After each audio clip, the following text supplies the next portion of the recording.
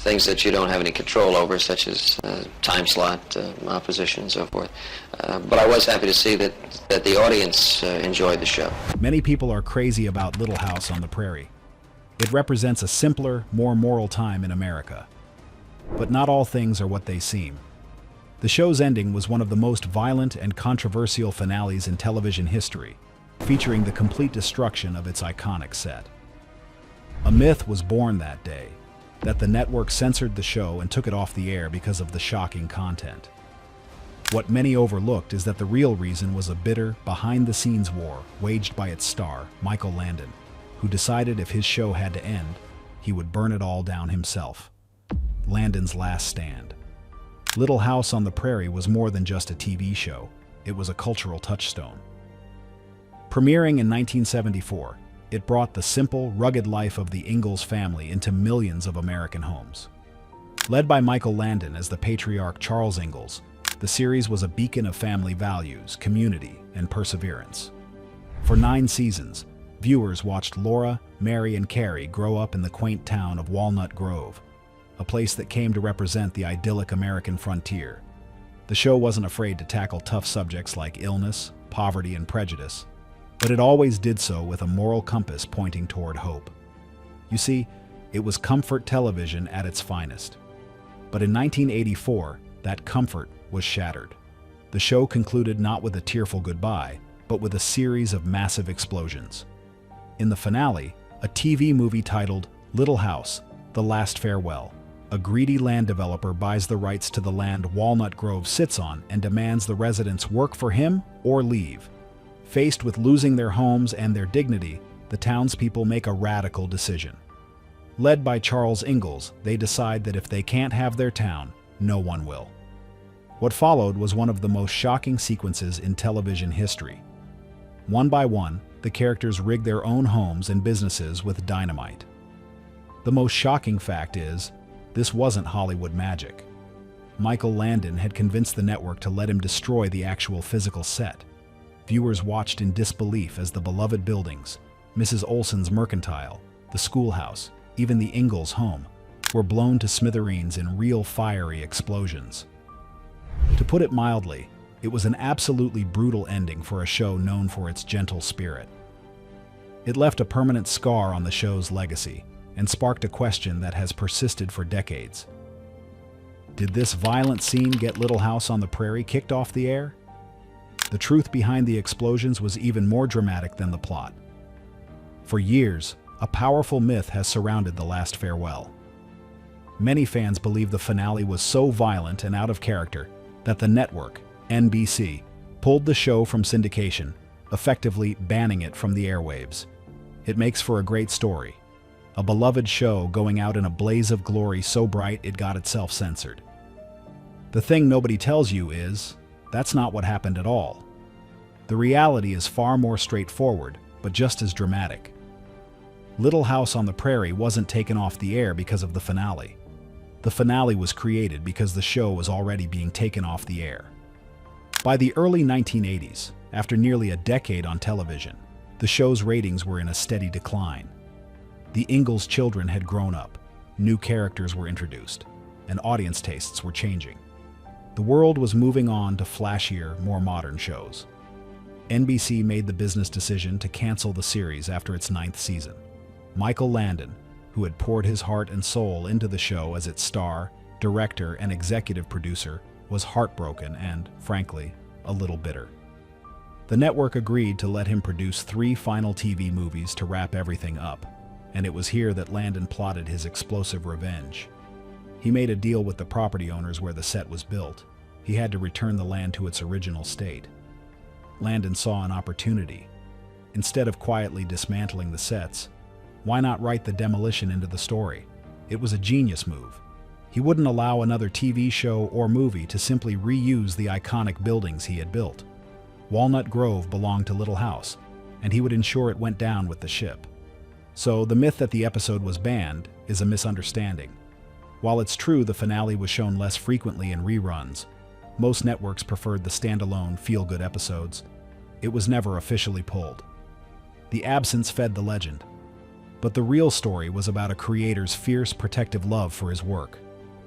But Landon's explosive decision was fueled by years of backstage conflict. Landon's iron grip. On screen, Michael Landon was Charles Ingalls, the perfect father. Off-screen, he was the undisputed king of the set, and his rule was absolute. Many cast members viewed him as a mentor and a father figure. Melissa Gilbert, who played Laura, adored him, and he was fiercely protective of the child actors. But what many overlooked was his darker, more controlling side. The set of this wholesome family show was often a hotbed of tension, with Landon at the center of it all. His feud with co-creator Ed Friendly was legendary. Friendly wanted the show to stick closely to the original books, but Landon wanted to inject darker, more adult themes. Landon's vision won out, and Friendly was effectively pushed out of his own creation. His relationship with his on-screen wife, Karen Grassel, who played Caroline Ingalls, was even more fraught. In her memoir, Grassel revealed that Landon repeatedly refused to give her a fair pay raise, belittling her requests. She also claimed he made crude, off-color remarks on set that left her feeling humiliated. And you can see this everywhere in Hollywood, but on the set of a family values show, it was shocking. The most scandalous event, however, was Landon's improper relationship with a young makeup artist named Cindy Clerico, which began while he was still married. The affair fractured his relationship with many cast and crew members, including Melissa Gilbert, who felt personally betrayed. She was best friends with Landon's daughter and saw his actions as a destruction of the family she loved. For nearly a decade, she refused to speak to him. They only reconciled a week before he passed away from cancer in 1991. Landon was a complicated man, part benevolent father, part controlling tyrant. His fierce passion made the show a success, but it also created a tense environment where his word was law. And the tension wasn't just with the crew, it was between the actors themselves. The Ingalls sisters, Laura and Mary, were the picture of devotion on screen. Their bond was central to the show's heart. But behind the scenes, the actresses who played them, Melissa Gilbert and Melissa Sue Anderson, couldn't stand each other. In her memoir, Gilbert described Anderson as cold, stuck up, and evil. Allison Arngrim, who played the villainous Nellie Olson, confirmed the feud, recalling how a young Gilbert warned her on her first day, "Whatever you do, watch out for that Melissa Sue Anderson. She's very dangerous." The two Melissas barely spoke, creating a strange dynamic where they would film deeply emotional sisterly scenes and then retreat to opposite corners of the set. This disconnect between on-screen wholesomeness and off-screen reality extended to the show's storylines. Many people are crazy about the show's moral lessons, but Landon often pushed the boundaries of what was acceptable for a family program in the 1970s. The most notorious example was the season 7 episode Sylvia. The story revolved around a teenage girl who was horrifically attacked by a masked man, leaving her in a delicate condition. For a primetime family show, this was unheard of. The episode dealt with trauma and public shaming, with a frankness that shocked audiences. Networks received floods of complaints from parents who felt the subject matter was wildly inappropriate for children. Another controversial element that has aged poorly is the romance between Laura Ingalls and Almanzo Wilder. On the show, Melissa Gilbert was only 15 when she began filming romantic scenes with the 23-year-old actor Dean Butler. Gilbert herself has spoken about how awkward and uncomfortable she felt, especially during their on-screen kiss. Today, such an age gap between a minor and an adult actor would spark outrage. The show also tackled racial prejudice in ways that were groundbreaking for the time, but now feel clumsy and lean into a white savior narrative. It was a show constantly walking a tightrope between family values and shocking drama, an explosive legacy. In the end, the destruction of Walnut Grove was the perfect metaphor for both the show and the man who created it. It was a bold, dramatic, and deeply personal act of defiance. Michael Landon ensured that his legacy wouldn't be forgotten or repurposed by some other production. He gave his show a definitive, unforgettable ending, cementing its place in television history. The most shocking fact is that the final explosion was a reflection of the show itself, a seemingly simple exterior hiding a complex, fiery, and often controversial core. Little House on the Prairie's legacy is complicated. It remains a beloved symbol of family values, watched by generations who find comfort in its moral tales.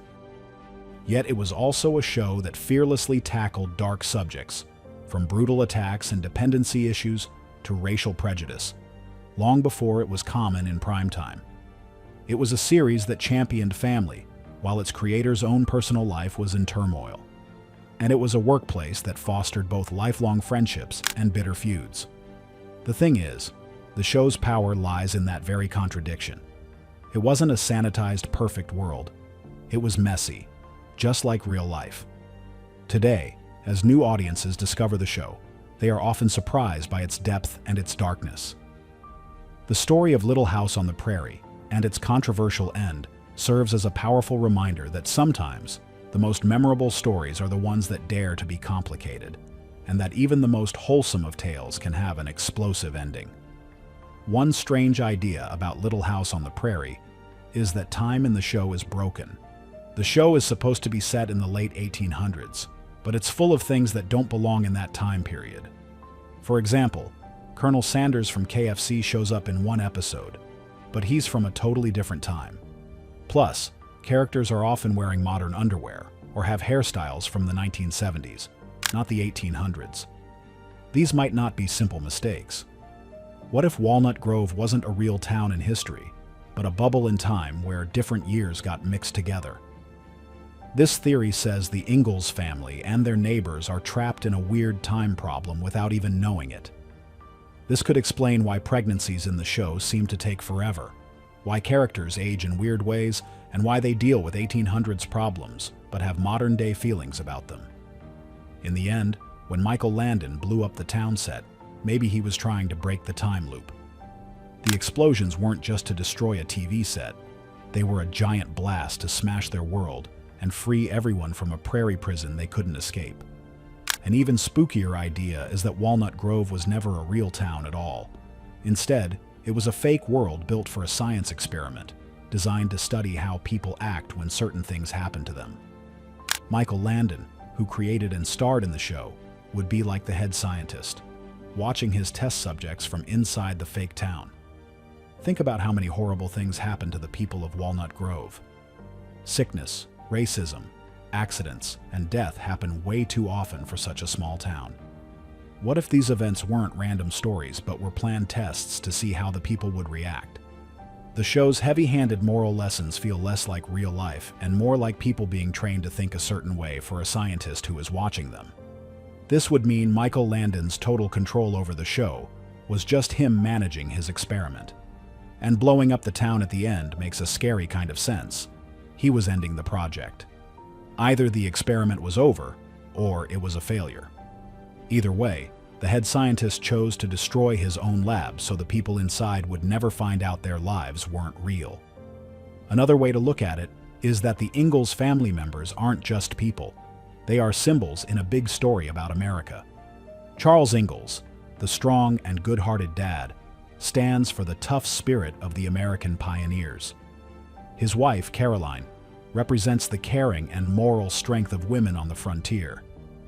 And Laura, the daughter who tells the story, is the spirit of America itself, growing up and learning about the world. From this view, all the terrible things they go through, being poor, surviving disasters, and facing mean people, are really just symbolic tests that helped shape the American character.